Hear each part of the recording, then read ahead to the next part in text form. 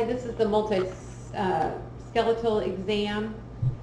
I'm Alicia. I'll be your provider today. Do I have permission to video you and submit this to my instructor at United States University? Yes. Okay. So in this, we're going to be inspecting the musculoskeletal system. We're going to first start off with the hands. And in everything, we're always doing inspection first. So we're inspecting for any abnormalities. We're comparing the two sides to each other. Then we'll move on to palpation. We're palpating each individual finger, the joints, feeling for any nodules or warmth, any tenderness. We're doing that. This all bilateral. Then we're going on to metacarpals, palpating all those. And we're going to have her do some flexing of the fingers, so we can do adduction and adduction. You can flex the fingers, making a fist. We're also moving down into the wrist, again inspecting, looking for any abnormalities, warmth, redness, tenderness upon palpation. We're palpating those carpal bones, and as you do both sides, you can feel for any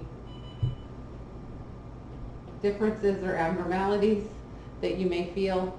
And then with the wrist, we can do flexion and extension and flexion, extension and flexion. And then we can also do abduction and adduction of the wrist. So it can move laterally as well and medially. We can also do a Tennille's test if somebody comes in complaining of pain, just to check for carpal tunnel. I'm going to go ahead and take this off your wrist here while we're doing this. You have them flex their wrist, and you would tap or percuss here, and if they have any pain in that, they would that could be a positive sign. You can also have them do an inverted flexion and prayer, and then as they push for 30 to 60 seconds, if you're feeling any specific pain or maybe something radiating down your hand, that would indicate maybe a possible carpal tunnel as well. Moving on up, we're going to move to the elbow. And first, again, we're always inspecting, and then we will palpate. You're palpating for the culmium process, feeling the epicondyle laterally and medially. At this point in time, we would be looking for any swelling, redness, obviously any tenderness with palpation, and we can do some flexion and extension of the elbow, and pronation and supination. And feeling these processes here, this would be a way to look for like a tennis elbow. We would, or possibly somebody could have a nodule or even fluid in those areas. Obviously, we'd be doing this bilaterally on both sides and comparing the two sides to each other. We'll then move up to the shoulder. With this, we're inspecting. We're looking for the shoulders. Are they symmetrical? Is one higher than the other? We're looking for obviously any abnormalities, any defects, any nodules, any edema. Then we're going to palpate. We start up here and move along the clavicle, and then we can get to the acro joint, the AC joint here, as we move down to the corticoid process, and then the lateral tubercle. We get down into the bicep groove. Just relax your arm there. If anything hurts, let me know. And as you're palpating this, if the patient's having any tenderness, then you can do further investigation as to if they have a tear in their rotator cuff. We also can do flexion and extension, so we can flex up and we can extend back. We're checking all the range of motion. Obviously we can do adduction and abduction of the shoulders.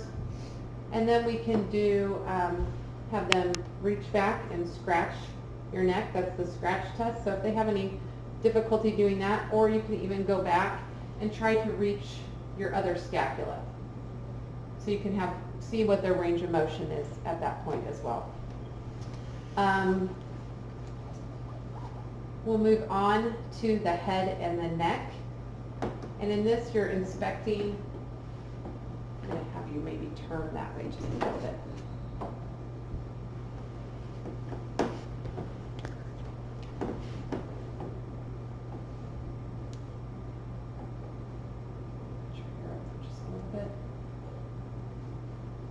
We're inspecting the neck. We're wanting to see symmetry. This is another good time to be looking to see if there's any abnormalities with the shoulders being raised as you're inspecting the neck. You can come around to the front, and we want to check the mandibular joint here. Can you open and move your mouth side to side? And you're seeing if that's causing any discomfort. You're looking for a midline trachea. And then you're going to move on down the to the range of motion. So if you can put your chin to your chest, and then all the way back, and then lateral. Put your ear to your shoulder, to the right, and to the left. You can also have the patient just do a big circle with their neck around to see what kind of range of motion and any discomfort or difficulty that they have with that. We can then move down to the spine. So we're inspecting the spine. We're looking for any obvious curvatures. In some patients, we're going to obviously see some kyphosis. We're looking for the natural curve here, and then the curve in the lumbar spine. So I'm going to have you go ahead and stand up while we do your spinal. Make sure we're still in view of the camera. You may want to stay back. Yeah, how about right here? So we've already inspected, and then we're looking for the symmetry here in her shoulders. We're looking for symmetry of her hips, so you can feel those iliac crests here and see if they're the same. And you can also, if the patient's in a gown, check their buttock fold to see if that is symmetrical. And then we will have the patient bend over. Again, you're looking for a straight spine. You're checking their range of motion. You can come back up, and you want to flex backwards, extension, okay? And then twist side to side, like, there you go.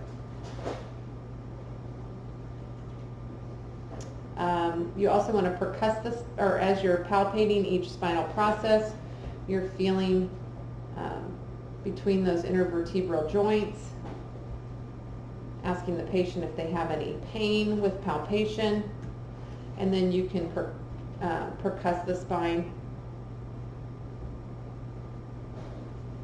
for any further discomfort. You can feel the muscles along the spine, making sure that they're strong and in line with the spine. And then that will complete our spinal exam. Then we're going to move on to the hips. So I'm going to have you go ahead and sit back up here. Actually, I'll have you lay down. We'll see how that, okay?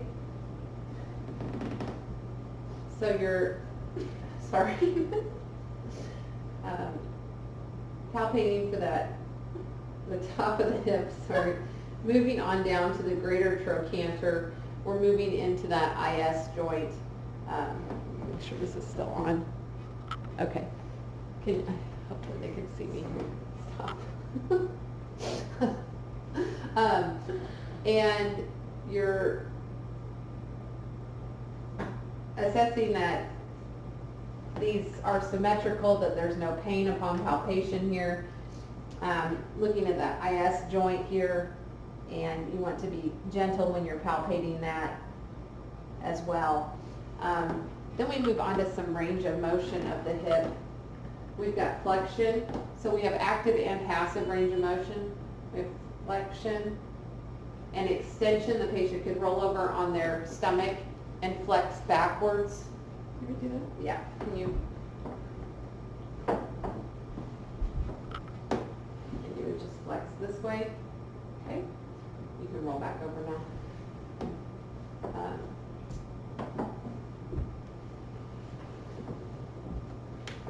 And we can do adduction and abduction of the hip.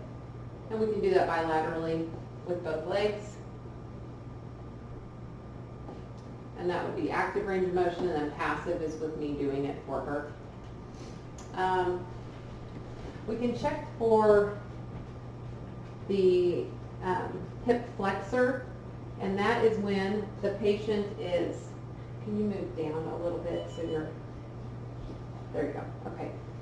So you're going to take your knee up to your chest. This is kind of checking the hip flexor. So go ahead and pull that up to your chest, and you can pull this up as well. And then go ahead and relax this down. If she's able to get this all the way down, then we've got good range of motion in that hip flexor muscle. You can go ahead and relax. And this table probably isn't the best to be doing this on because it's probably not very comfortable. We also want to, what was I going to, we've done abduction. So that's checking for the contracture here. Then we can move on to the knee. So if you want to just sit here for that one. So we're inspecting the knees bilaterally. We're looking for any obvious nodules, deformities, any pockets of fluid that we may see. And then we're going to palpate. And we can palpate the tibia and fibia here. We can palpate the patella. I'm going to keep up. Sorry. And then we're going to do some range of motion as well. So we can do active flexion bilaterally. We can do abduction and adduction. You can do some strength tests with the patient, having them, lift bilaterally. And then there's a few tests that we can do to actually check for different tears. I'm going to have you go ahead and lie down on the table again. Okay, we have the valgus and the vargus. I'll try to get here so you can see this. With this, I'm going to put my hand here, and what we're doing is putting pressure on that knee, and I'm just going to be kind of moving this that way. Otherwise, we could do it the other way, where we're doing the opposite pressure for the lateral meniscus, and so that would be uncomfortable if there was a tear in that meniscus, either medially or laterally. Then we can do the I'm going to have you put your foot up here, and I'm going to kind of sit on your foot. Is that okay? Mm-hmm. In this one, I'm going to be putting pressure, pulling both on this area here. I'm putting pressure on the meniscus, and then pushing. That would be the drawers test to see if there's any discomfort in that area right there.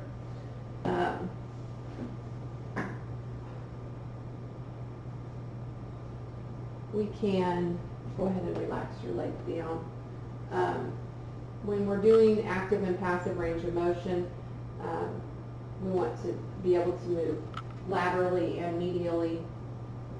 without any discomfort. I don't know if you can see that, I'm probably right in front of the camera. Okay. Go ahead and have you sit back up and we'll move on down to the ankles. The ankles we're inspecting again. Obviously we're looking for any swelling, and if that's what the patients come in with, we're definitely looking in at this. And then we can palpate the Achilles and around the bony prominences of the ankle. We're going to do some dorsiflexion. So we're going to have to flex and extend.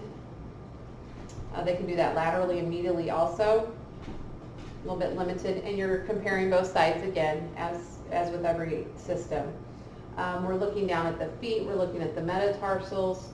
We're palpating for any neuromas as we're palpating the joints of the toes. We're also inspecting the nail beds. And we're looking for things like color changes.